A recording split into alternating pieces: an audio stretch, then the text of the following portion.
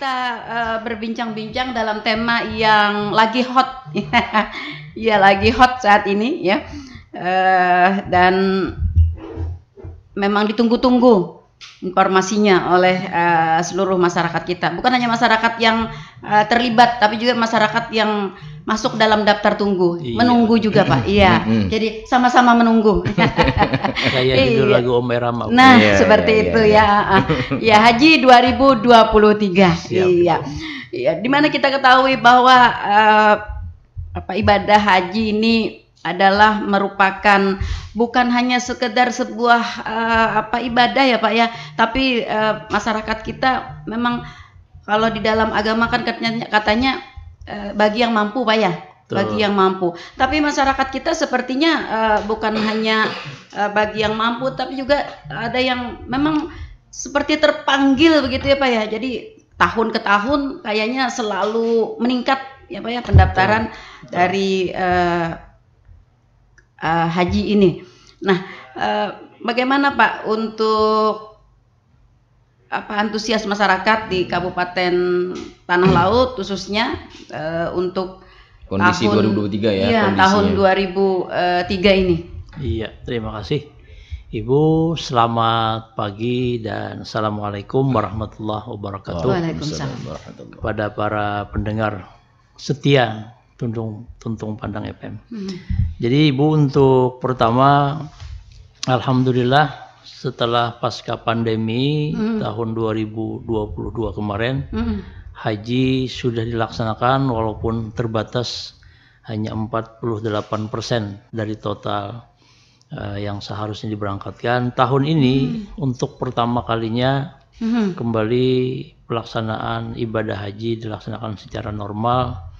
Dan dalam konteks pertanyaan Ibu tadi bahwa antusiasme untuk pendaftaran haji, alhamdulillah Bu, tahun sampai dengan bulan Mei kemarin atau di bulan Mei saja itu pendaftar haji yang biasanya di kisaran 20-30, bulan kemarin 45 kalau tidak salah. Nah, artinya biasanya memang ada semacam euforia Bu ketika pendaftaran haji ini, ketika di musim-musim haji, berita-berita di televisi berkenaan dengan keberangkatan, girah masyarakat tuh yang punya kemampuan tuh, wah ini saatnya nih untuk mendaftar, sehingga memang mudah-mudahan tren ini akan terus menaik di bulan Juni, Juli dan seterusnya. Antusiasme akan terus terjaga, dan bisa juga Bu, antusiasme ini juga mereka melihat bahwa tahun 2023 ini tidak ada lagi batasan untuk keberangkatan haji. Artinya minimal keberangkatan usia 18 tahun, namun untuk maksimalnya tidak ada batasan. Beda dengan tahun kemarin, tahun 2022 yang dibatasi hanya bagi yang berusia di bawah 65 tahun. Nah, ketika mereka melihat kebijakan ini, maka tentu ketika mereka mendaftar tidak perlu khawatir dengan tidak berangkat karena usia tua. Bahkan haji tahun ini pemerintah punya tagline haji ramah lansia. Nah, sehingga lansia memiliki prioritas, layanan-layanan di embarkasi mulai dari di tanah air sampai di Arab Saudi memberikan privilege kepada para lansia. Nah, ini salah satu mungkin yang membuat antusiasme untuk mendaftar haji itu terus terjaga dan semakin besar. Angin segar bagi lansia Pak ya? Iya. Jadi kadang begini, masyarakat itu ketika mendengar bahwa Pak, biasanya kalau mendaftar atau bertanya sebelum mendaftar, mereka bertanya kan, berapa tahun kira-kira Pak kalau kami mendaftar sekarang? Nah, kita jawab biasanya kan di kisaran angka 35 sampai 36 tahun. Nah, mendengar itu mereka kan terkejut. Nah, sekarang umur mengaliakan sudah umur ya Pak ya, menghitung-hitung kan. Nah, sekarang mendaftar sudah 45 tambah 35 berarti 80 tahunan lah berarti ya. Ya, menghitungnya sih tidak matematis seperti itu. Karena nanti ketika seiring berjalannya waktu, usia mereka sampai di usia batas lansia 65 tahun, mereka bisa saja nanti porsi lansia yang sekarang 80-an tahun dipanggil bisa saja kan semakin berkurang batasan minimal usia lansia dipanggil. Kemudian kebijakan di tahun-tahun berikut kan kita tidak tahu apakah nanti kuota akan ditambah, apalagi visi Arab Saudi 2030 itu akan menambah kuota haji yang asalnya sekarang 3 juta menjadi 5 juta misalnya, tentu akan pasti otomatis kita juga akan bertambah iya, ya Pak. pasti Iya. akan dibarengi dengan penambahan kuota. Jadi akan berkurang juga nih daftar iya betul, tunggunya. waiting listnya akan bertunggu. Jadi itu hanya sebagai patokan saja. Iya. Untuk tahun ini saja Bu, yang berangkat ini kan banyak mereka yang melihat estimasi keberangkatan mereka tahun depan. Nyatanya mereka dipanggil di tahun ini. Nah itu kan artinya bisa saja akan terjadi dinamisasi lah ibaratnya betul. angka 35 36 tahun itu tidak seklek lah istilahnya. Iya, itu hanya karena aturan pada saat ini ya Pak ya. Betul sekali. Aturan saat ini. Iya. Dan haji ini juga selain daripada mungkin ya Pak, anggapan masyarakat kita juga selain daripada aturan, tapi juga memang ada panggilannya begitu. Kalau sudah sampai panggilannya jar Pak, ada jajalannya. Betul, meskipun hanya dari semalam daftar. Iya. Ya kan? Langkahnya betul. Nah, kalau memang seperti itu. Jadi kita berharap masyarakat kita ini kita meyakinkan ya Pak ya kepada masyarakat kita. Artinya jangan kecil hati. Betul. Yang misalnya hanya hari ini ada duit mendaftar padahal usia sudah puluh lebih gitu ya. Bagi kayak kita mendaftar saat ini ya jangan mengalihkan itu ya Pak. Betul. Yang penting kalau misalnya kita sudah ada niat, yang penting niat, daftar dulu. Ketika punya kemampuan untuk menyetorkan setoran awal yang 25 juta, silakan. Soal nanti berangkat kapan itu qadrullah lah. Intinya sepakat, artinya kan sepakat para ulama ketika orang yang sudah mendaftar mereka meninggal dunia, status mereka itu sudah terhitung haji. Kenapa? Karena mereka sudah ada niat. Kalau hanya duitnya masih di bank, disimpan dalam berangkas, di bawah tilam, di dalam sarung bantal, misalnya kan niatnya belum terkeluarkan dengan mendaftarkan untuk memiliki porsi haji. Jadi artinya kita jangan pesimis. Tukang bubur aja bisa naik haji. Sampai ada filmnya malah. Muhyiddin jadi wali kota. Wakil gubernur. Terkait Covid kemarin Pak, kita dibatasi Pak ya kuota. Jadi normal kembali sekarang Pak? Ya, alhamdulillah normal kembali. Jadi tahun ini pemerintah Indonesia kan mendapatkan kembali kuota normal 221.000. Nah, kemudian belakangan kita dapat lagi kuota tambahan. Indonesia itu sebanyak 8.000 jamaah haji kotanya ditambah. Jadi totalnya kan jadi 229.000. 29.000. Dan karena tagline-nya haji ramah lansia, kurang lebih 64.000 dari total 221.000 di awal itu adalah mereka yang berusia lansia atau di atas 65 tahun. Kategori lansia berarti 60 tahun ke atas ya Pak ya? 65 tahun ke atas. Setahun lagi ulun. 6 bulan. Ya. Aja pian gue lagi. Iya, makanya itu. Karena kalau sudah terkategori lansia. Iya. Oke, nah untuk tanah laut sendiri Pak, kita berapa banyak? Iya. Jadi untuk tahun ini Bu, yang kemarin dilepas oleh Pak Bupati di Balairung sekaligus sholat hajat kemarin, tanah laut akan berangkat pada tanggal 11 Juni atau kurang lebih 3 hari ke depan lah. Hari ini hari Kamis, Jumat, Sabtu, Ahad. 3 hari ke depan, tanggal 11 Juni itu dijadwalkan masuk asrama pada jam 4 sore. Insyaallah akan dilepas oleh Pak Bupati di Balairung nanti setelah salat zuhur pada hari Ahad itu. Dan yang tergabung di kloter 11 ini ada sebanyak 301 jamaah haji dari tanah laut. Nah, karena tahun ini kapasitas penerbangan satu kloter itu adalah 328, maka tentu harus dicukupi dengan jamaah dari kabupaten atau kota lain. Jadi di kloter 11 tanah laut tergabung dengan kota Banjarmasin. 301 tanah laut, 19 dari Banjarmasin, kemudian 5 orang petugas dan 3 petugas haji daerah. Nah, itu yang di kloter 11.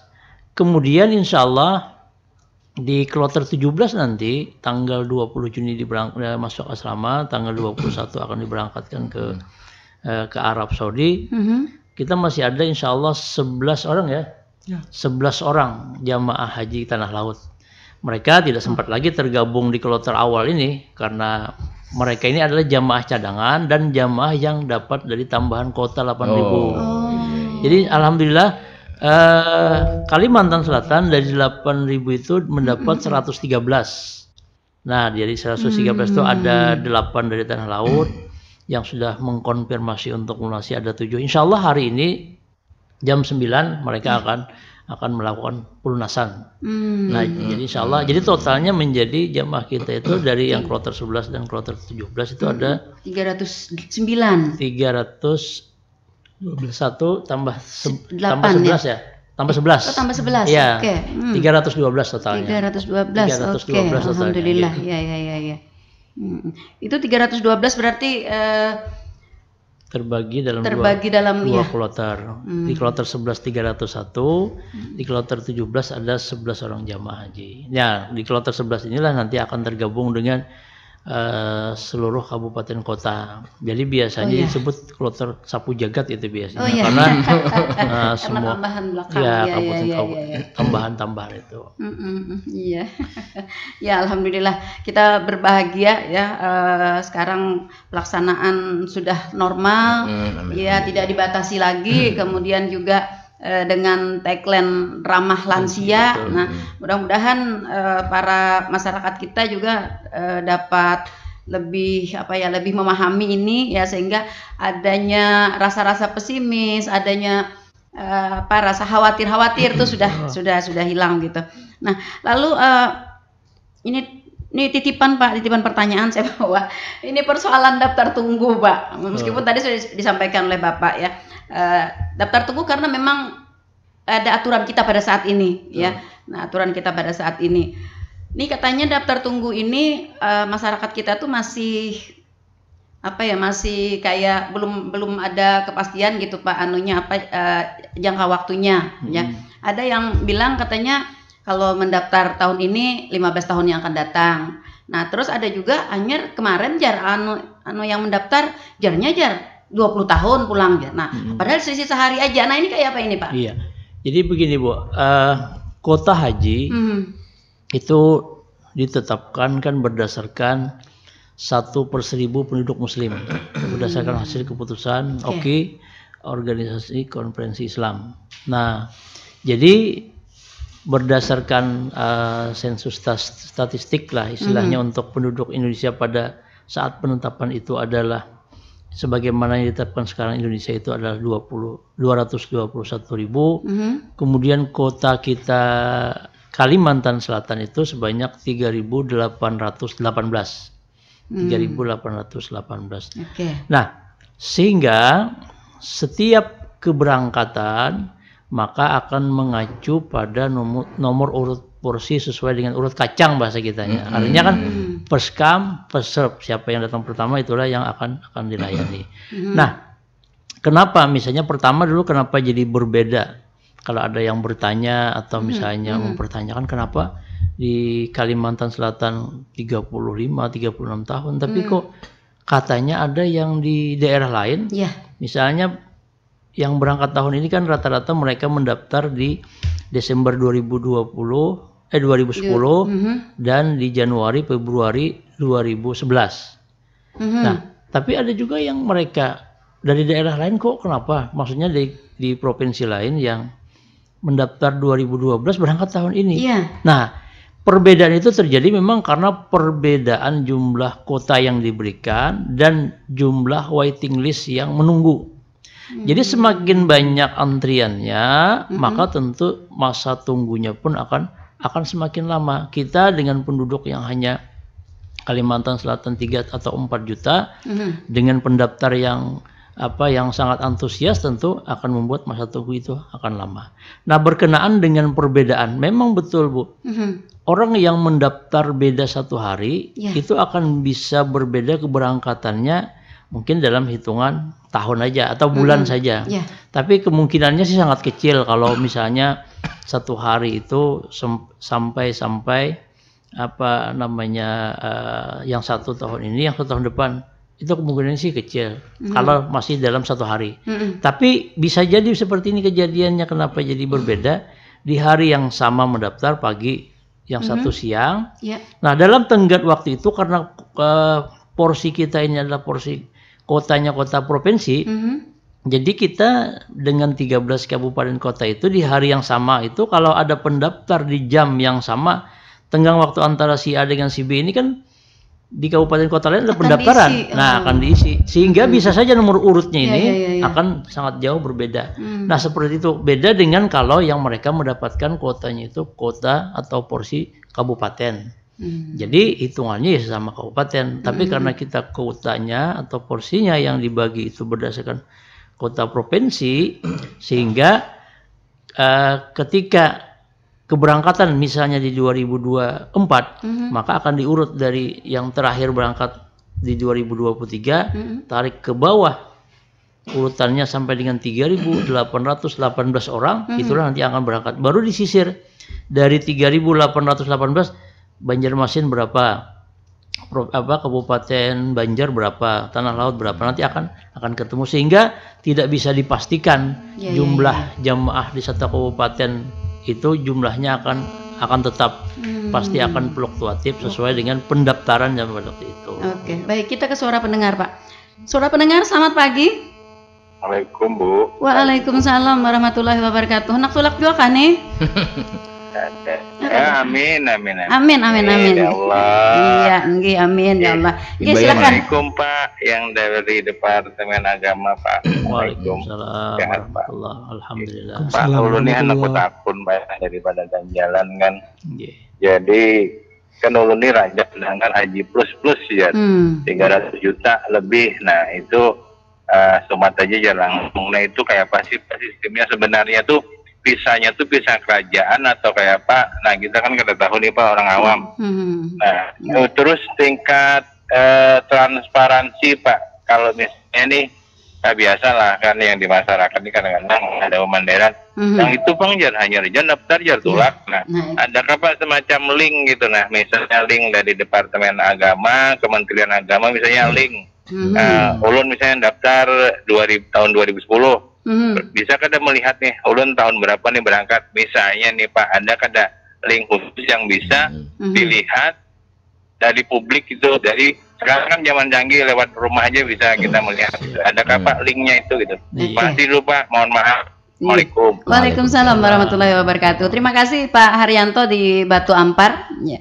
Itu, nah tadi juga sudah saya sampaikan Pak, ya karena adanya pertanyaan juga, saya juga sudah mencatat juga tadi ya. Yang pertama tadi Pak Haryanto soal haji plus plus, soal haji plus plus, nah 300 juta ini bagaimana?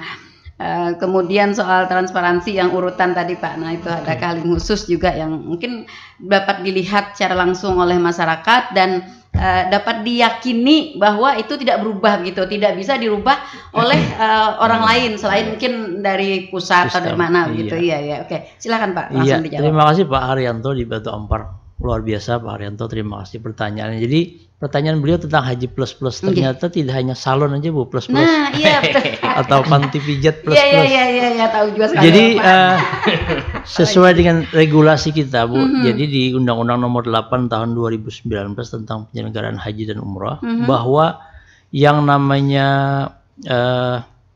kota resmi itu hanya yang pertama yang disebut haji itu, satu haji reguler, kedua haji khusus. Nah haji khusus itu biasanya kita sebut dulu haji plus. Haji plus. Jadi yang diakomodir oleh Undang-Undang Nomor 8 2019 itu adalah haji khusus, haji reguler, yang biasanya disebut kita haji jamaah. Kemudian ada yang namanya haji khusus. Yang haji khusus itu pelaksanaannya dikelola oleh para biro penyelenggara perjalanan ibadah haji. Haji khusus juga. Jadi mereka memang sudah memiliki izin dari Kementerian Agama. Jadi prosesnya memang mereka diawali dari biro perjalanan umrah dulu, perjalanan wisata, perjalanan umrah.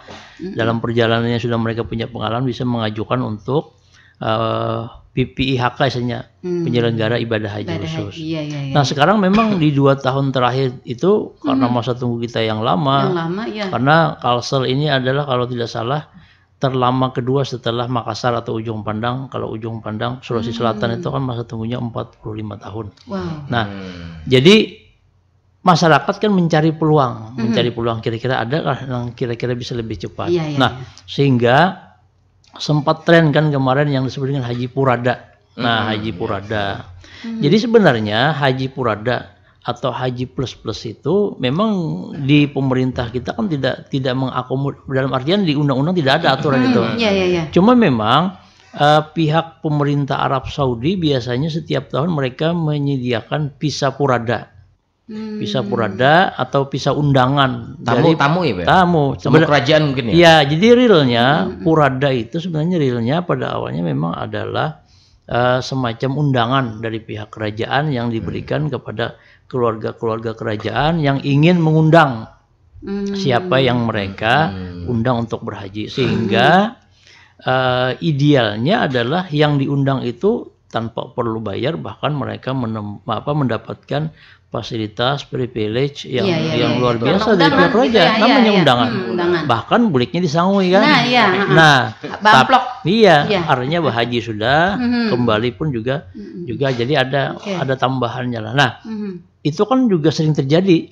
Jadi biasanya yang kita lihat di media-media massa tuh misalnya tokoh-tokoh tertentu atau ada yang punya prestasi tertentu. Bahkan beberapa tahun yang lalu pernah ulun melihat itu ada ketika seorang netizen itu curhat di media sosial tentang keinginannya berhaji karena dia kemudian memperlihatkan keadaan ekonomi dan rumahnya yang sangat-sangat terbatas. Rupanya tapi keinginannya tinggi. Ya, rupanya uploadan dia di media sosial itu sampai ke pemerintah Arab Saudi. Viral. Sekarang viral kan. Nah, lalu akhirnya ada utusan memang dari pemerintah Arab Saudi yang resmi mengundang. Nah, itu memang mereka mendapatkan fasilitas itu. Nah, visa Purada itu yang bisa jadi kita tidak tahu persis gimana mekanismenya. Nah, visa Purada yang setiap tahun disiapkan oleh pemerintah Arab Saudi itulah yang bisa jadi itu digunakan oleh pihak. Biasanya Purada juga yang melaksanakan adalah travel biasanya. Biasanya travel juga yang melaksanakan. Jadi memang betul dengan biaya yang sangat mahal, mereka bisa 300 bahkan sampai 400 jutaan misalnya membayar, bisa berangkat tahun itu. Tapi di last minute pun baru kita bisa tahu berhasil atau tidak visa Purada yang kita daftarkan itu. Nah, karena bisa jadi visa Purada yang diberikan oleh pemerintah Arab Saudi sudah ditentukan ini untuk negara A, ini untuk negara B misalnya. Tapi ketika penggunaan itu disalahgunakan, diambil dari negara yang bukan peruntukannya, bisa jadi itu yang membuat persoalan ketika mereka sampai di Arab Saudi, di Bandara Jeddah ketika dilihat visanya itu. Nah, makanya memang bagi masyarakat khususnya, kalau misalnya yang membuat kita ragu untuk seperti itu, mending kita pakai haji khusus yang memang resmi. Memang haji khusus sekarang masa tunggunya ya memang agak lama dari dulu, 5, 6 sampai haji reguler. Daripada haji reguler, mending yang seperti itu kita dilindungi oleh regulasi, itu lebih aman. Nah, sekarang juga Pak, ada lagi fenomena yang disebut dengan visa ziarah. Nah, jadi mereka menggunakan visa ziarah, kemudian lewat Riyadh biasanya, dari Riyadh baru mereka ke Madinah atau ke Jeddah. Nah, itu pun juga kalau bagi kita ya mending kalau kita punya kemampuan di haji khusus saja daripada menggunakan visa Purada, visa ziarah yang kita tidak tahu kepastiannya. Memang di masyarakat juga banyak yang berhasil, tapi kan tentu juga karena tidak ada regulasi yang memastikan itu, sehingga kadang-kadang jamaah was-was juga. Bahkan mungkin tahun kemarin itu kan ada yang viral di media-media sosial tentang curhatan orang yang berangkat menggunakan haji Purada itu, yang mereka mengurus serba sendiri. Ya, kan ada pernah ulun baca semua serba sendiri, padahal kan idealnya itu ditangani oleh pihak agen perjalanan misalnya. Nah, itu yang perlu kita Nah, kemudian pertanyaan kedua dari Pak Arianto tadi, jadi sebenarnya aksesnya itu sebenarnya sangat mudah. Kalau kita ingin mengetahui kapan keberangkatan, yang penting kita tahu nomor porsi kita. Biasanya untuk kalse diawali dengan 1900 biasanya. Nah, tinggal kita klik aja di bisa lewat aplikasi yang tertanam kalau di Android itu ada namanya aplikasi Haji Pintar. Bisa di-download di situ. Di situ ada estimasi keberangkatan. Tinggal masukkan nomor porsi, cari, nanti akan keluar kapan kita akan berangkat. Atau kita download di Pusaka Super Apps. Nah, Pusaka. Jadi ada satu aplikasi yang di launching tahun lalu oleh Kementerian Agama sebenarnya Pusaka Super Apps. Jadi di Pusaka Super Apps itu all in one.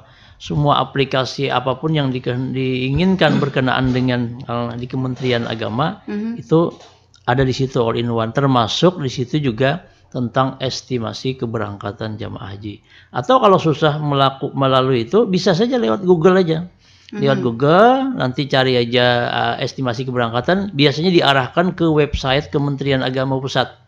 Nah, salah satu fitur di website Kementerian Agama Pusat itu ada estimasi keberangkatan. Nah, bisa jadi kenapa misalnya ada pertanyaan masyarakat kemarin ketika mencek keberangkatannya 2025, kenapa jadi 2029, mundur 4 tahun. Ini kenapa nih ada permainan? Jadi begini, sistem itu kan yang karena apa namanya estimasi itu berdasarkan sistem. Jadi yang terjadi kemarin ada perubahan tuh ketika ada pemotongan kuota haji. Yang kemarin kita seharusnya 221.000 mendapatkan cuma 105.000. Oleh aplikasi mereka menggunakan pembaginya dengan pembagi 100.000. Jadi misalnya kalau kemarin kita 1 juta pembaginya 200.000, kan masa tunggunya lebih sedikit. Ketika ada kebijakan Arab Saudi pemotongan kuota, sistem pun otomatis akhirnya pembagi yang asalnya 200.000 menjadi 100.000. Akhirnya masa tunggu semakin lama. Nah, sekarang ketika kuota itu kembali ke 221.000, maka pembaginya akan normal kembali. Jadi asalnya misalnya estimasinya berangkat 2025 menjadi 2029, cek aja sekarang, maka dia akan kembali ke 2025. Iya, artinya perubahan itu oleh sistem ya Pak ya? Betul, oleh sistem. Jadi ini masyarakat kita ini sering menganggap ini bubuhan depak nih mau ubah. Nah, kemudian satu lagi Bu, ada juga pertanyaan orang dan ini wajar. Sidin itu mendaftar 2017, Ulun 2014, kenapa Sidin yang 2017 itu berangkat? Misalnya seperti itu. Nah, itu kan ada kemungkinan dan itu juga ada kebijakan. Begini misalnya, tidak usahlah yang 2017, ada yang tidak mendaftar sama sekali. Tahun itu dia berangkat, kenapa? Pertama, mulai tahun 2019 ada kebijakan yang namanya pelimpahan porsi, Bu. Jadi pelimpahan porsi itu bagi jamaah yang meninggal dunia bisa diganti, tidak perlu mendaftar, diganti oleh ahli waris. Jadi hanya empat yang bisa menggantikan jamaah yang meninggal, satu pasangannya. Jadi kalau suami meninggal, istri bisa menggantikan, atau sebaliknya. Kemudian anak kalau orang tua meninggal, atau orang tua kalau anaknya yang meninggal. Kemudian yang terakhir saudara, kalau adiknya meninggal kakaknya mengganti atau sebaliknya. Nah, ini akan bisa terjadi persepsi di masyarakat. Ini kada datang ada kabar mendaftar, kenapa tulak? Nah, bisa jadi adalah ketika yang mendaftar cepat ini dia menggantikan porsi saudaranya atau witannya atau anaknya yang sudah mendaftar tapi meninggal dunia. Ini mutlak ya Pak, harus banyak nih keluarga nih ya, keluarga. Artinya nih kalau saya lihat nih yang ada hubungan saudara ya. Betul. Saudara. Kalau misalnya ini memang ada terjadi juga katanya nih Pak, tidak ada hubungan tetangga. Nah, dilimpahkan kepada tetangga gitu. Jadi dulu ketika awal-awal kebijakan pelimpahan ini dilakukan, Bu, dulu tidak seklek saudara, bisa aja menantu dulu bisa cucu dulu, bisa kemanakan. Nah, ketika awal-awal kebijakan itu diberlakukan, dalam praktek di lapangan itu concern dan care orang yang tidak terlalu dekat hubungan darah itu akhirnya tidak maksimal. Artinya ketika menggantikan, yang digantikan itu adalah orang yang tidak terlalu dekat, maka bisa jadi hubungan antara keduanya itu, contoh seperti ini misalnya ada suami istri yang sudah tua misalnya, kemudian suaminya meninggal, kemudian yang si istri yang berangkat, usianya juga misalnya anggapnya 60 atau 65 tahun. Nah, suaminya ini misalnya bisa digantikan, kan kalau sekarang anak misalnya atau saudaranya. Tapi ini digantikan oleh misalnya paranah aja atau cucu aja. Nah, sehingga kedekatan yang menggantikan dengan si ibu yang akan berangkat ini yang notabene-nya harusnya menjadi orang yang bisa mendampingi, bisa care, itu diharapkan kan seperti itu, tapi di lapangan tidak. Nah, makanya akhirnya kebijakannya itu lalu hanya yang diarahkan kepada keluarga yang saudara, sehingga care. Termasuk itu dengan kebijakan yang tahun ini tidak ada, tahun lalu masih ada, tahun-tahun sebelumnya masih ada, tahun depan kita belum tahu tentang penggabungan lansia atau pendamping lansia. Kan lansia dulu kalau orang yang lansia dia perlu pendamping, itu bisa dari pihak, kalau sebelumnya ada kebijakan, perubahan kebijakan, siapapun boleh mendampingi lansia. Bahkan mendaftarnya pun pada tahun saat itu juga. Nah, dalam perkembangannya kan itu dievaluasi karena ada orang yang bahkan berani membayar lansia ini asal inya mau dijadikan pendampingnya. Tapi di sana kan tidak care lagi karena inya merasa inya juga membayar. Nah, betul. Lalu akhirnya kebijakan pendamping lansia ketika masih berlaku itu hanya bagi yang ada hubungan sedarah dengan lansia ini, ya anaknya, ya saudaranya, atau ya kalau lansia pendamping itu boleh menantu misalnya. Nah, walaupun tahun ini kebijakan untuk pendamping lansia itu kan ditiadakan, sehingga semua lansia yang berangkat tahun ini tidak didampingi oleh pendampingnya anak atau saudara. Tapi ada Pak Ejar, sidin itu Tuhan lansia, kenapa anaknya umpat? Pas kebetulan anaknya juga mendaftar, pas nomor porsinya sampai, pas berangkat di Imbai.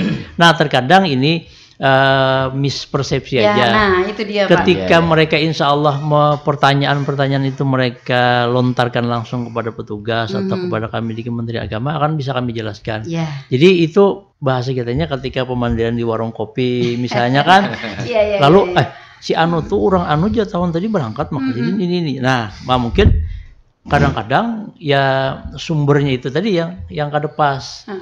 Sama seperti ini Bu, banyak contoh yang datang ke kantor itu adalah maka ulun pakai rasanya bi Imbai mendaftar. Ya kan pakai rasa, walaupun di iklan itu rasa tak pernah bohong kan. Nah, walaupun di iklan. Jadi ujar sidin rasanya Pak ulun mendaftar sama pada tahun 2011 misalnya. Kenapa jadi sidin tuh ulun kada hadangnya dulu jualan ampun pian tuh ulun melihat pang nomor porsinya.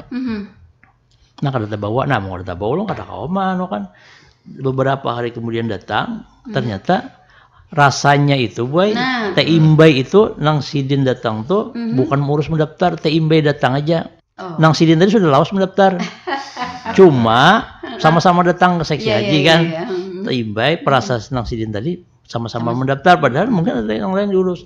Atau karena rasa-rasanya 2011, setelah kita lihat dokumennya bukan 2011, tapi misalnya 2012. Jadi sehingga wajar aja berangkatnya belakangan daripada yang bersangkutan. Nah, jadi dinamikanya di masyarakat ya, seperti itu. Terjawab sebenarnya yang bertanya seperti itu, tapi sudah terjawab. Sudah terjawab ya. Oke, nah dari suara pendengar Pak yang live di Facebook ini Betakun. Ya, nah ibu bapak bujuran nah wayah ini bila yang hendak tulak haji bahalangan atau kada memungkinkan kada bisa diganti lagi oleh anak atau keluarga yang lain. Nah, terima kasih. Lalu ada juga bertanya Pak, ini dari Rizwar di Tambang Ulang. Nang kayak apa Pak kebijakan jemaah haji yang disabilitas tahun ini? Nah, apakah boleh membawa keluarga atau dibantu ofisial aja? Iya. Ya, pertanyaan yang pertama tadi berkenaan dengan yang tidak mampu berangkat. Jadi pelimpahan itu bisa dilakukan dengan sebab dua, satu meninggal, satu sakit permanen. Nah, jadi kalau misalnya mendaftar sudah tapi garing, kira-kira nih angka kesembuhannya kecil. Kalau sembuh juga kadang mungkin berangkat karena misalnya yang bersangkutan harus cuci darah seminggu 2 kali misalnya. Nah, sehingga kan membuat tidak istitoah. Akhirnya itu boleh digantikan oleh yang 4 tadi. Nah, cuma kan syaratnya memang harus ada surat keterangan tidak mampu melaksanakan haji itu dari dinas kesehatan biasanya berdasarkan hasil pemeriksaan dokter pemerintah. Dan ini sudah beberapa orang yang sudah terjadi di tanah laut yang kebetulan orang tuanya tidak dirasa tidak sanggup lagi untuk berhaji, tidak layak. Misalnya antara nang abah garing, nah mama sehat, daripada abah nih kada ngomong mama, mending ampun abah ini diganti lawan anak, anak mengawani mama. Nah kan gitu. Nah pertanyaan kedua tentang disabilitas tadi ataupun yang lansia. Jadi tahun ini kebijakannya memang sudah final lah istilahnya, bahwa untuk yang disabilitas, untuk yang lansia itu tidak ada pendamping dari keluarga yang bisa diusulkan. Semuanya akan dihandle oleh para petugas. Jadi mulai dari petugas di daerah, petugas di embarkasi, petugas kloter, bahkan PPIH Arab Saudi nanti yang akan menghandle. Ya tentu memang beda. Itu memang beda. Care-nya petugas itu mungkin masih pada sisi luarnya saja. Kalau sudah yang istilahnya yang agak-agak pribadi mungkin teknis itu memang agak berat. Tapi ala kulihal pemerintah itu juga sudah menyiapkan sampai ke detail itu yang akan melayani. Tapi kita belum tahu persis di tahun ini karena belum sampai ke sana kan, jadi kayak bentuk care-nya itu. Cuma yang dapat informasi kita bahwa memang ada petugas PPIH Arab Saudi namanya, yang mereka itu dilatih khusus untuk menangani di satu sektor itu jamaah-jamaah lansia itu. Jadi memang akan terlihat sekali memang imbasnya ketika kebijakan haji lansia ini. Bahkan sampai 2 hari yang lalu mendapat informasi di Madinah itu kan sudah ada 12 orang yang meninggal. Nah sebagian besar memang mereka yang sudah punya penyakit bawaan sejak di tanah air. Tapi bagaimanapun ya lansia juga punya hak kan untuk melaksanakan ibadah haji. Iya. Masih dari soal lansia tadi Pak, ini masih di pertanyaan itu. Nah yang dipertanyakan tadi dispensasi khusus bagi lansia. Kalau mungkin tadi yang Bapak sampaikan tadi, mereka yang memang sudah mendaftar lama. Nah ini bagaimana?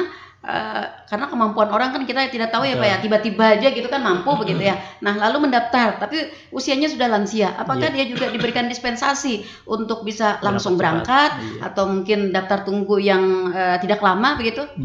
Jadi regulasi itu memberikan batasan bagi yang minimal sudah mendaftar 5 tahun.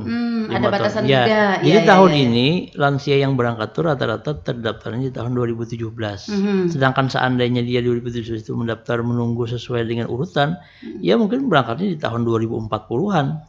Nah, tapi karena ada kebijakan ini, yang normal saja kan berangkat tahun ini yang terdaftar di Januari, Februari 2011. Lansia tadi di 2017 sudah mendaftar. Kan ada tengah waktunya 5 tahun. Nah kebijakan tahun ini 5 tahun sudah mendaftar, kemudian usianya memang karena batasannya memang 65. 65 ini kan minimal 65 ini lansia. Tadi 60 Pak. 65 oke. Berarti pian 5 tahun lagi kan? Iya, lawas mana. Oke. Nah, jadi yang persepsi masyarakat ini Bu, maka umur nini atau mamaku tuh 66, kenapa dipanggil?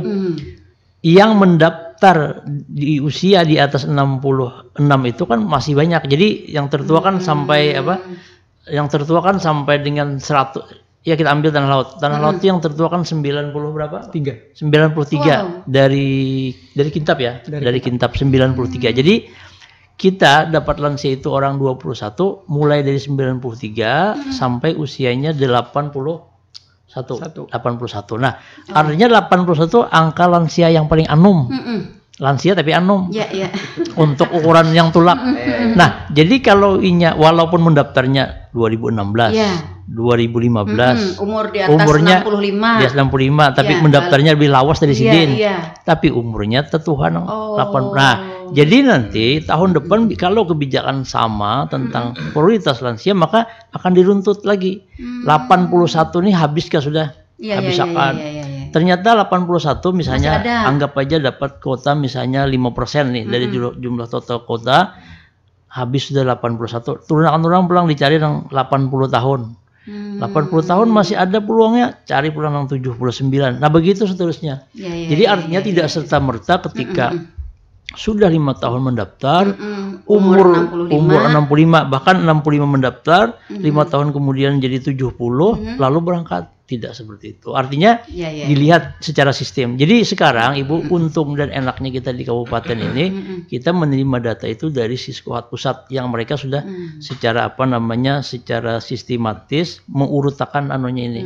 Nah, jamaah ini berdasarkan usia. Nah, ini yang ya teman tadi sudah ada yang nitip juga ya. Jadi jelas nih. Ya jelas, artinya tidak serta-merta dan tidak bisa juga misalnya sudah memenuhi kriteria atau kategori lansia, tahun ini mendaftar, tahun besok atau tahun besoknya bisa berangkat. Tadi ada minimal pendaftaran nih harus 5 tahun. 5 tahun. 5 tahun. Nah, jelas. Oke, jelas banget. Oke. Kalau gini Pak Yudi, Pak Yudi, bagaimana kalau yang belum bisa melunasi? Ini belum bisa melunasi. Jadi apakah urutan yang di bawah naik ke atas, ataupun mungkin di tahun depan dia bisa melunasi dan tahun depan itu yang dia berangkat? Iya. Jadi ketika misalnya sudah di launching atau dirilis daftar yang berhak melunasi, nanti pasti akan kami cari. Kemudian tidak semua kan punya kemampuan atau pas kebetulan ada keperluan lalu pada melunasi. Maka otomatis yang di bawahnya nanti akan naik. Nah, maka yang menunda tadi akan menjadi prioritas berangkat di tahun depan. Tahun depan dia berhak lagi untuk berangkat. Nah, begitu seterusnya. Sama dengan yang tahun ini, karena tidak ada kebijakan pendampingan lansia dan penggabungan mahram, maka urutan yang biasanya ketika dirilis daftar nama yang melunasi itu, maka akan ditambah cadangan sebanyak 5%. Jadi misalnya kalau dicari orang 3.818 ditambah 5%, nomor urut polisi di bawahnya itu juga akan disuruh melunasi. Tapi dengan surat pernyataan siap tidak berangkat. Karena 3.818 yang dipanggil itu tidak semuanya melunasi. Tahun ini saja pemerintah melakukan perpanjangan pelunasan itu sampai 2 kali bahkan 3 kali. Kenapa? Karena banyak yang kadang melunasi. Sehingga yang di bawah inilah yang naik yang siap melunasi. Nah, satu lagi yang perlu diluruskan di masyarakat itu ada anggapan punya Pak lunasi. Jadi bank tuh pian bilanya lunas sudah, maksudnya tabungan itu ditambahi lakas di kiau orang. Jadi tidak ada pengaruhnya sebenarnya. Jadi ketika itu persepsi aja. Jadi kalau sudah mendaftar, kalau tahun ini masih 25 setoran awal, itu masuk ke rekening BPKH namanya. Jadi tidak masuk ke rekening Kementerian Agama, tapi ke BPKH, Badan Pengelola Keuangan Haji. Nah, itulah yang dikelola oleh BPKH. Kalau pian tambahi 5 juta, tambahi 10, pokoknya tahun ini aja 50. Kita tambahi selawi supaya tahun kena dipanggil, ditambahi selawi juta. Yang selawi itu masuknya ke rekening sidin aja.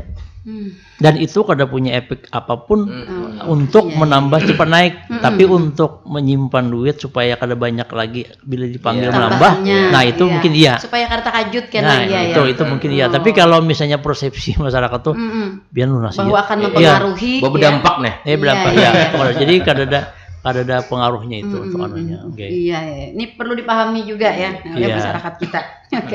Baik. Ini Pak, satu lagi saya ke Pak Arvin tentang pengaturan dan fasilitas ya untuk jemaah haji Kabupaten Tanah Lot. Adakah yang berbeda Pak tahun ini mungkin dari tahun-tahun sebelumnya? Mungkin ada sesuatu yang lebih inovatif atau bagaimana begitu? Baik. Assalamualaikum warahmatullahi wabarakatuh. Waalaikumsalam warahmatullahi wabarakatuh. Ya, untuk mengenai fasilitas jamaah haji tahun ini ada beberapa perbedaan Ibu dari tahun lalu, yang mana dulu visa mengenai visa haji itu kan diurus oleh kantor asram Kanwil seperti itu ya. Nah, tapi sekarang dari Kedutaan Arab Saudi meminta setiap jamaah secara mandiri itu mengurus visanya masing-masing melalui handphone masing-masing, melalui Android atau iPhone masing-masing. Nah, jadi memang jamaah itu bisa secara pribadi gitu loh, tidak perlu kemana-mana, sebenarnya bisa mengurus visa haji sendiri ketika sudah ada panggilan haji.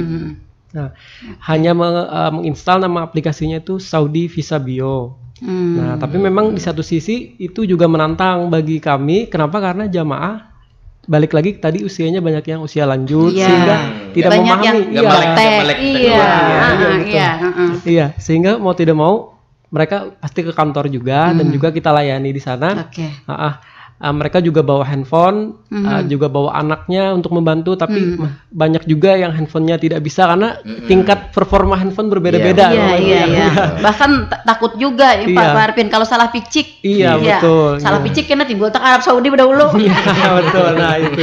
Iya. Jadi kami bantu dengan tim di kantor ya untuk satu-satu melayani bagaimana mengurus visanya melewat handphone tadi. Itu kan dari mulai memasukkan email, kemudian merekam wajahnya, kemudian jarinya di scan Ibu seperti itu. Jadi sidik jari harus jelas seperti itu. Jadi artinya tahun ini para petugas kita di Kementerian Agama lebih disibukkan ya Pak ya. Betul. Iya, oke. Demi kenyamanan demi kenyamanan para jemaah haji kita. Nggih, lanjut yang berikutnya. Ya. Dan juga kalau tahun lalu imigrasi kan untuk pengurusan paspor ya, untuk paspor imigrasi itu ke tanah laut, ke Pelaihari ya. Memang jamaah hanya menuju kantor Pelaihari saja gitu kan. Nah, tapi tahun ini ketika kami konfirmasi ke kantor imigrasi untuk supaya memudahkan, tapi tahun ini sayangnya kantor imigrasi tidak bisa ke Pelaihari, jadi sehingga jamaah lah yang ke Banjarbaru. Nah, di situ kami melakukan koordinasi lagi, membuat jadwal. Jadi imigrasi menjadwalkan setiap hari itu 40 jamaah bisa membuat paspor. Jadi kita harus disiplin waktu, mengatur, lalu saya menghubungi jamaah satu-satu gitu kan. Bersama tim juga kita dampingi sampai sana. Oke. Nasi tambah semua ya? Iya. Setiap hari itu 40 orang. Jadi antrian di imigrasi itu kayaknya nggak terhitung lagi deh Bu, Pak. Seperti itu. Ya itu sudah jadi janji pelayanan bagi kami juga sekitarnya ya. Jadi dari paspor itu kan syaratnya ada KTP, kartu keluarga, akta kelahiran. Kendalanya kadang itu dokumen-dokumen jamaah itu banyak yang berbeda, ada yang tidak lengkap. Tertinggal jar kakaknya, maka orang kintab ya, bisa sampai ke hari. Iya, betul ya. Maka dari itu kita membuat grup WA. Jadi di situ kita masukkan keluarga atau anak dari jamaah, mungkin jika jamaahnya sudah tidak bisa menggunakan HP gitu kan. Di situ kita update informasi apa saja yang harus dibawa ketika ke imigrasi, apa saja yang harus dilakukan ketika ingin mengurus visa. Nah, jadi kita koordinasi terus. Padahal ini tidak bisa diwakilkan ya? Iya, sebenarnya tidak bisa. Nanti wajah saya yang di-scan gitu kan. Itu konsekuensinya nanti Bu, kalau diwakilkan sampai di sana ternyata beda, langsung deportasi. Iya. Ini liar nih ya. Iya, beda ke Turki ya, jalan ke Turki.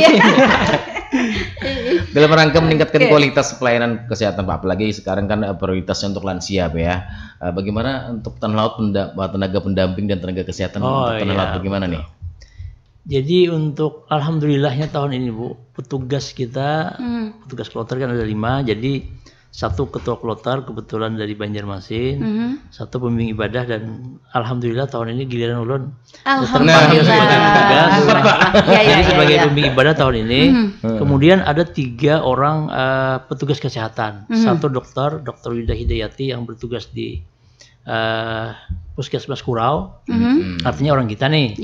Kemudian ada perawat Ibu Desi Bungasari yang di bagian bedah Rumah Sakit Bu Yasin. Kemudian ada satu Pak Mawardi yang tugasnya di KKP Kitab. Jadi semuanya orang sini. Artinya kan kedekatannya itu kan lebih lah. Karena familiar. Beda dengan tahun-tahun sebelumnya yang ada kita dapat misalnya petugas, ya walaupun kita sama-sama Indonesia, sama-sama Kalsel, tapi kan kedekatan daerah juga penting.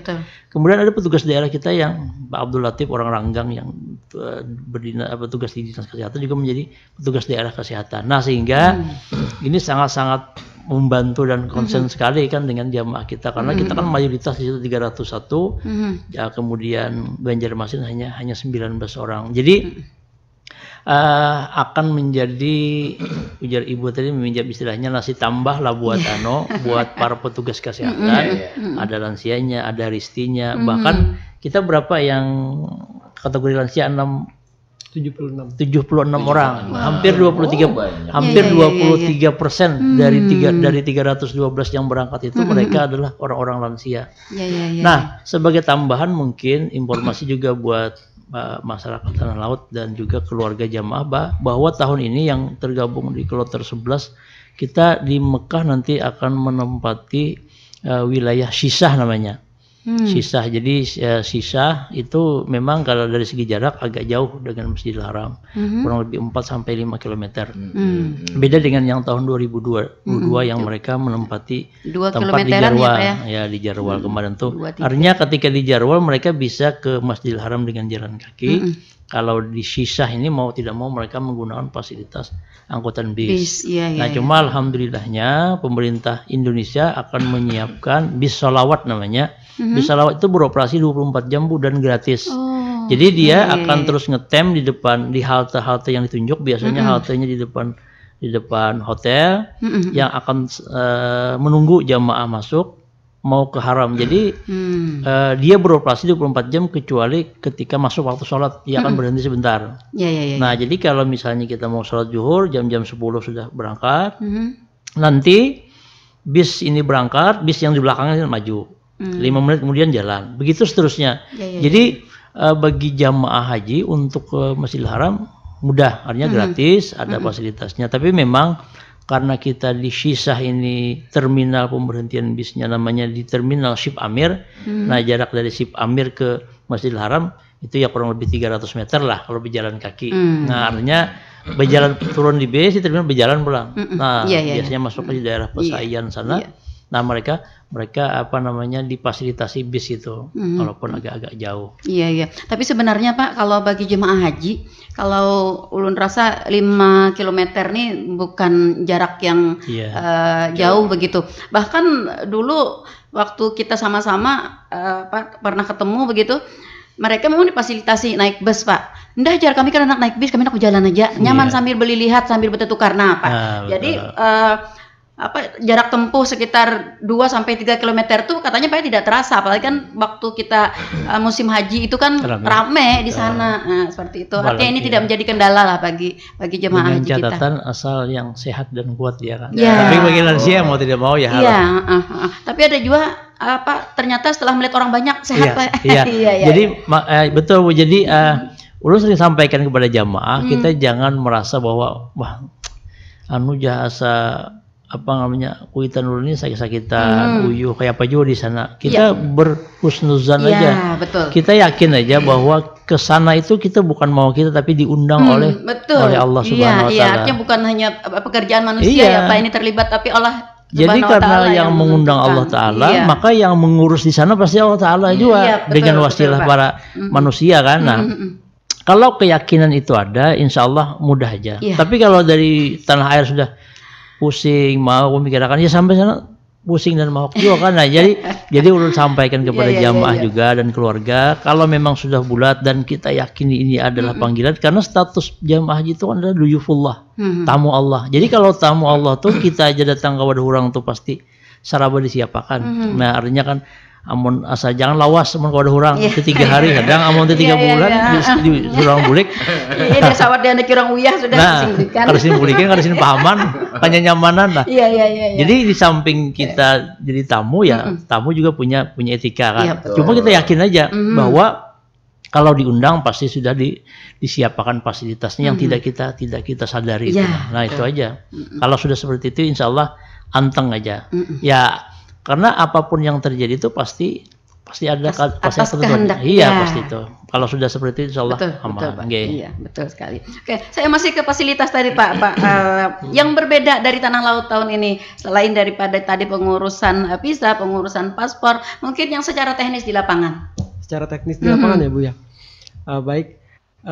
Tahun ini karena baik lagi ke banyak banget usia lansia, jadi itu memang cukup banyak yang menggunakan kursi roda. Nah, sehingga itu kita bantu untuk mengangkat jamaah, kadang menggendong seperti itu loh. Jadi memapah kayak gitu, seperti pelan-pelan supaya dan kita juga banyak kesabarannya harus ditingkatkan. Kemudian jamaah pun juga banyak keluarganya yang datang untuk membantu jamaah yang lansia tadi.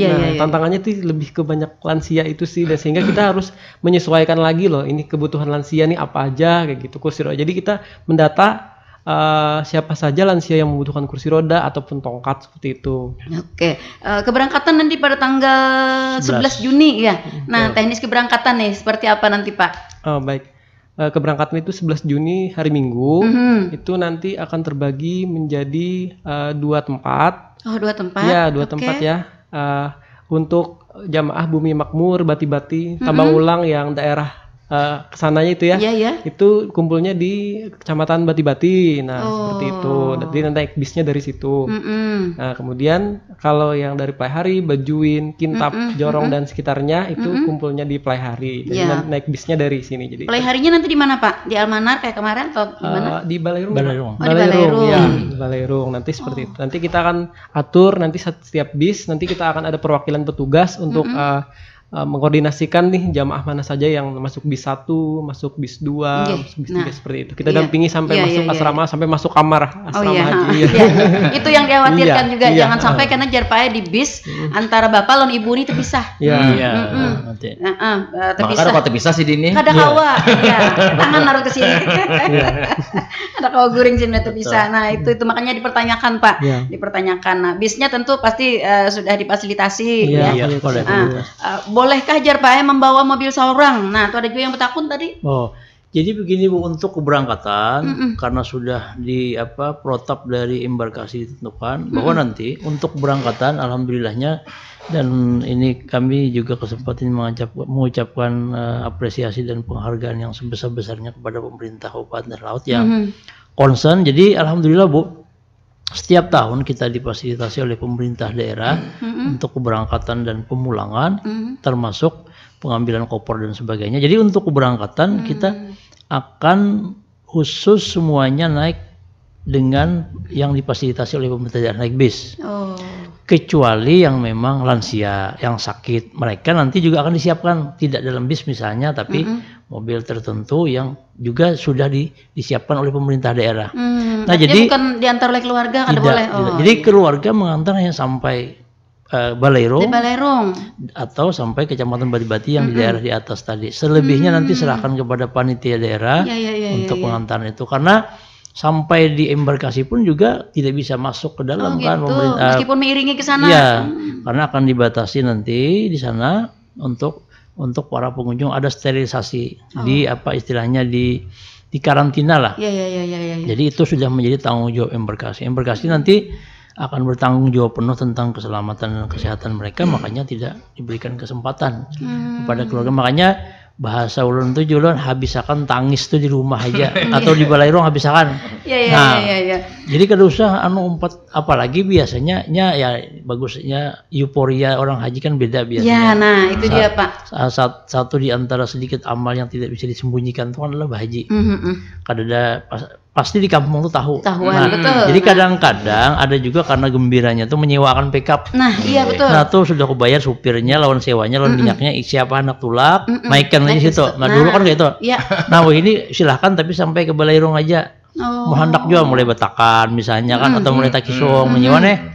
Nah, sampai antar ke situ. Cuma kami kenapa juga di Balairung tidak di Almanar, karena menghendaki supaya sterilisasi para jamaah itu terjaga. Jadi hanya mereka aja, karena kalau sudah di Almanar atau di Surahada atau di tempat yang lebih publik terbuka, maka tentu akan banyak interaksi dan itu akan banyak terjadi masalah juga kan. Nah, apalagi kita menginginkan jamaah kita itu dalam keadaan sehat, bugar, kada banyak diganggu lagi lah. Sudah dalam ulun yakin dalam beberapa hari terakhir ini sampai hari Minggu bisa ada bukuringan, ada yang datang, ada yang datang bahkan sampai malam, sehingga itu bisa berpengaruh terhadap kesehatan. Maka kita juga khawatir Bu, artinya ketika di embarkasi karena faktor istirahat yang kurang, kita khawatir nanti HB-nya turun sehingga tidak layak terbang. Nah, itu yang kita khawatirkan. Jadi kalau misalnya mereka lebih concern untuk kesehatan, mudah-mudahan nanti ketika keberangkatan tidak ada kendala, itu harapan kita. Jadi alhamdulillah, terima kasih banyak dengan pemerintah daerah, termasuk salah satunya juga koper tahun ini kan beda Bu. Mungkin Pian melihat di media massa itu koper kita sekarang jamaah itu menggunakan koper travel seperti kita ancak di bandara nang beban.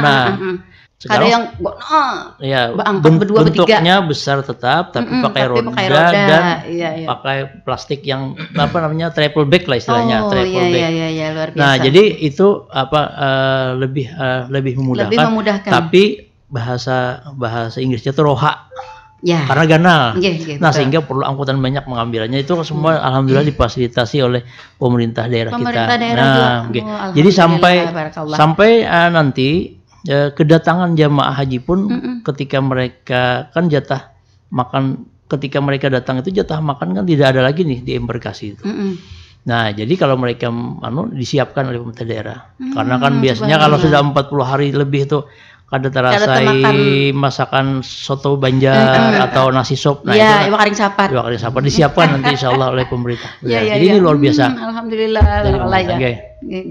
Nah, ini sebagai penjelasan juga ya buat kawan-kawan para pendengar. Soalnya sudah ada yang bersiap-siap nih Pak, hendak mengantar. Karena begini Pak, orang-orang biasanya nih kembali lagi kepada apuahnya tadi Pak. Nah, jadi selain daripada ibaratnya menghabiskan tangis, menolakkan itu Pak, ada entah mitos atau apa anggapan tersendiri, kepercayaan tersendiri bagi mereka begitu ya. Ketika kita menolakkan orang haji, bahkan kita dapat mendadah Pak, waktunya berjalan menuju itu melihat begitu, maka kita nih akan mendapatkan daya tarik untuk berangkat juga lebih cepat. Nah, itu anunya Pak, apa anggapan mereka begitu. Nah, seperti itu, sehingga dari sekarang ini sudah ada nih yang siap-siap Pak, sudah. Nah, tapi seperti yang dijelaskan oleh haji iya betul.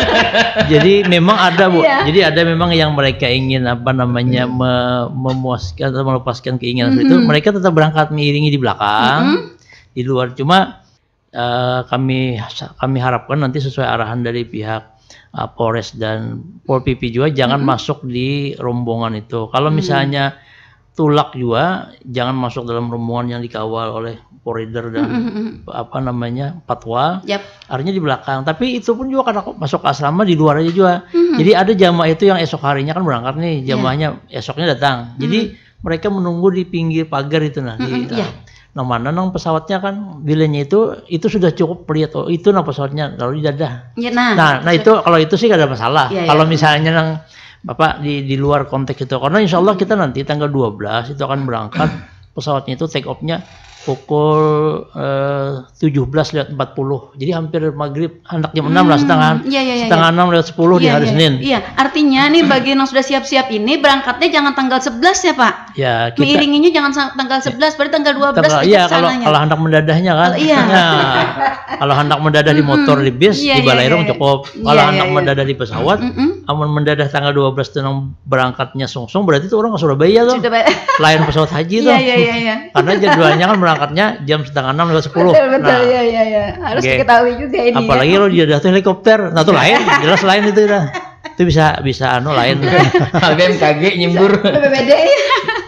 Pak, ini pertanyaan terakhir Lun Pak. Ini pertanyaan intermezzo nih Pak. Yang sekarang lagi viral sekali nih Pak di media-media semuanya Pak ya.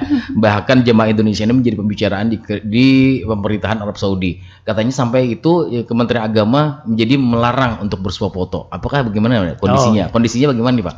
Jadi seperti inilah. Ini perlu diluruskan. Memang betul ada kan pernyataan dari Imam Masjid Nabawi yang mereka itu sebenarnya video lama itu. Video lama yang kalau kita lihat backgroundnya itu kan tahun 1430 berapa gitu nah. Mungkin sekitar puluhan tahun, 5 atau 10 tahun yang lalu. Tapi kan itu sebenarnya up to date aja kalau dirilis lagi kan. Jadi sebenarnya ketentuan larangan untuk bersuah foto, membawa barang-barang tertentu, berkumpul lebih dari beberapa orang itu kan sebenarnya kebijakan lama di sana. Kebijakan lama di sana sudah ada sejak dulu. Nah, tapi memang kalau ulun husnuzan aja nih dengan mereka yang bersuah foto, misalnya berselfie, asal jangan berlebihan. Karena bisa jadi mereka itu, yang penting maksudnya gini, melihat situasinya. Artinya jangan haratan khutbah, kan wa amal laga pada Jumat Allah ya kalau Jumat atau haratan orang-orang sembahyang. Kalau misalnya tuntung sudah tawaf, mereka kan beranggapan tahun depan bahkan haji ini akan menjadi haji pertama dan haji terakhir bagi mereka. Betul, Pak. Karena bagi mereka yang sudah berhaji bisa mendaftar setelah 10 tahun, Bu.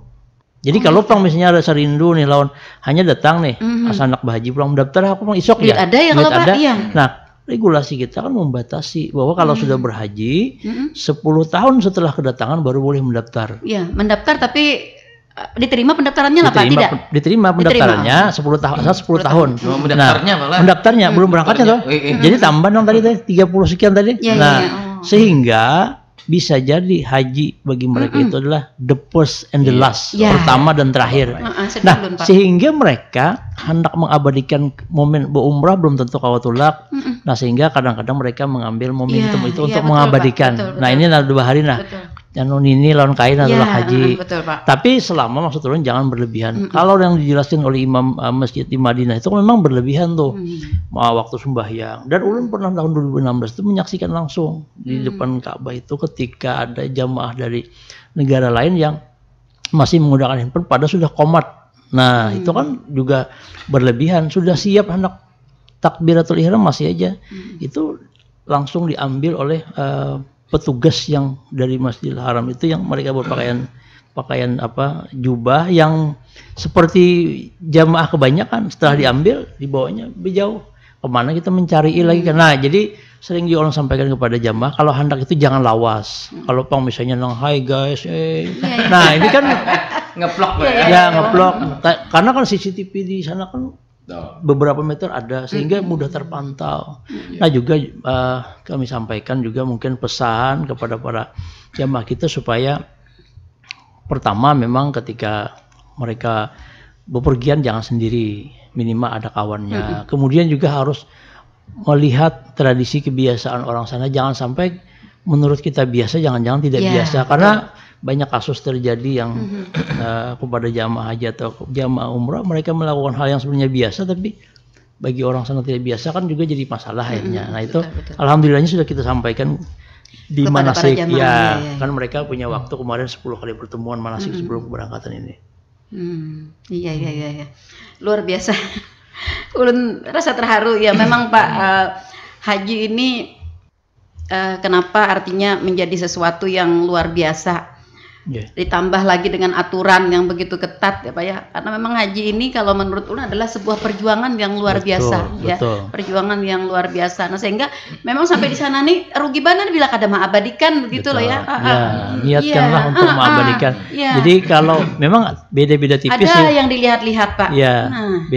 Memang beda-beda tipis antara mengabadikan dengan ingin mengupload buat status supaya orang tahu. Nah, itu kan itu yang bersangkutannya tahu ya kalau niat karena niat itu kan hanya Allah dan yang bersangkutan yang tahu. Kita harus nuzan aja lah, baik sangka bahwa mereka mengabadikan, menyimpan memori dan momentum itu untuk pribadi. Iya, betul. Jangan berlebihan.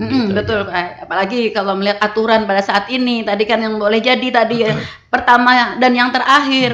Itu saya sedih sekali mendengarnya. Makanya kalau di sana orang-orang biasanya setiap titik yang mereka datangi setiap saat itu mereka ingin mengabadikan foto di pohon kurma karena ada pohon kurma di Pelihari. Ada pohon sawit banyak.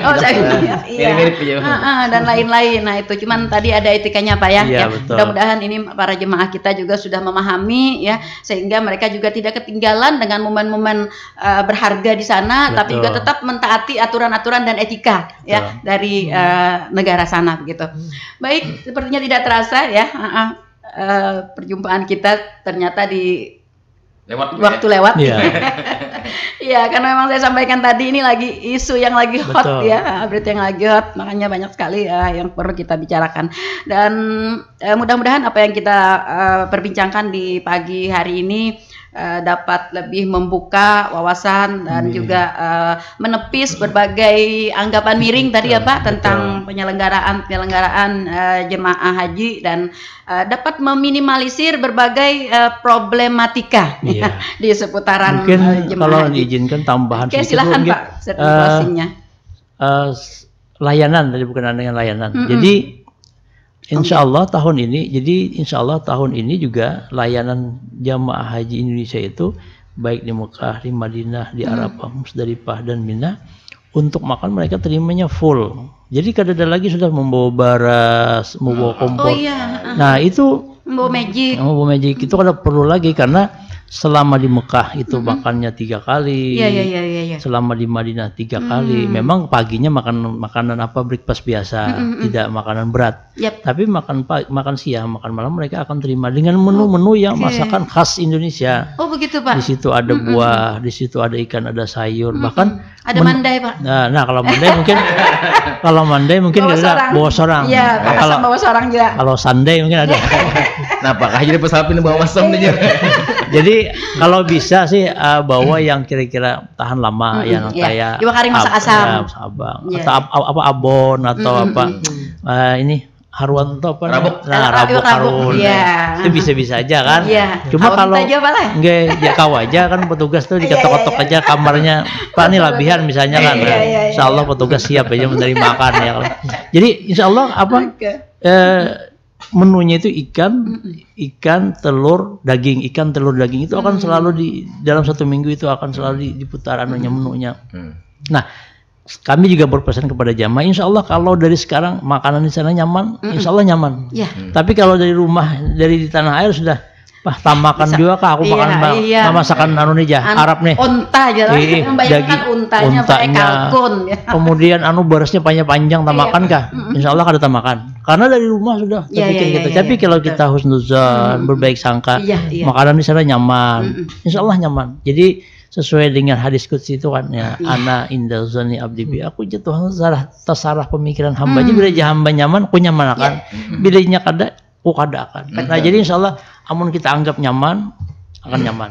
Tergantung pikiran kita aja. Itu kira-kira bahan guys. Saya izin menambahkan satu hal penting lagi untuk jamaah ya, yang terutama yang belum berangkat ya Bu. Jadi karena dulu memanggil jamaah itu masih secara manual ya. Jadi dulu manggil itu harus mencari nomor handphonenya, bisa lewat KUA. Tapi sekarang ada inovasi dari Kementerian Agama ya. Jadi jamaah yang belum berangkat itu bisa update nomor handphone dan juga alamat ke kantor kami. Jadi kita update by system sehingga nanti ketika keberangkatan tidak lagi sulit kami mencarinya gitu. Karena sebelum-sebelumnya kita sulit mencari gitu kan, karena nomor handphone ada yang tidak aktif, bahkan ada yang tidak punya nomor handphone atau sudah pindah rumah atau ganti-ganti nomor handphone. Iya, sehingga diharapkan tidak ada lagi jamaah yang merasa tidak dipanggil ketika waktunya tiba gitu. Jadi saya harap jamaah itu lapor ke kantor kami dan akan kami update di sistem nomor handphonenya yang ada WA, kemudian alamat rumahnya, sehingga nanti ketika berangkat cepatlah kita memanggilnya seperti itu. Itu info penting yang ingin saya sampaikan. Saya membayangkan juga dengan sekian ratus jemaah tersebar di 11 kecamatan, nama yang banyak sama, pasti akan banyak sekali problemnya. Artinya buhan petugas kita di Kementerian Agama dituntut untuk full time, di waktu-waktu mendekati itu, khususnya pada masa pemanggilan, masa persiapan sampai dengan masa keberangkatan ya, tentu saja. Oke, dan mudah-mudahan Pak dan Pak Harpin, Pak Yudi, semuaan yang kita lakukan karena kita tulus mudah-mudahan bernilai ibadah. Amin. Semuanya. Baik para pendengar, sampai di sini jumpa kita di Talkshow Tanah Laut Menyapa edisi hari ini Kamis 8 Juni 2023. Seru sekali tentang jemaah haji. Ya, kita berharap juga mudah-mudahan tadi apa yang kita sampaikan dapat memberikan banyak pengetahuan bagi masyarakat kita ya. Pertama juga meminimalisir permasalahan, ya, menepis berbagai anggapan negatif ya Pak ya. Dan lebih memperlancar ya perjalanan dan juga prosedur proses haji ya, khususnya bagi tanah laut tercinta ini. Terima kasih Pak atas kebersamaannya Pak Harpin juga terima kasih, dan terima kasih juga kepada para pendengar yang sudah berkontribusi bersama kami dan para pendengar yang sudah setia stay tune di 102,3 Radio Tuntung Panang FM, radio berinteraksi untuk pembangunan Kabupaten Tanah Laut. Mohon maaf.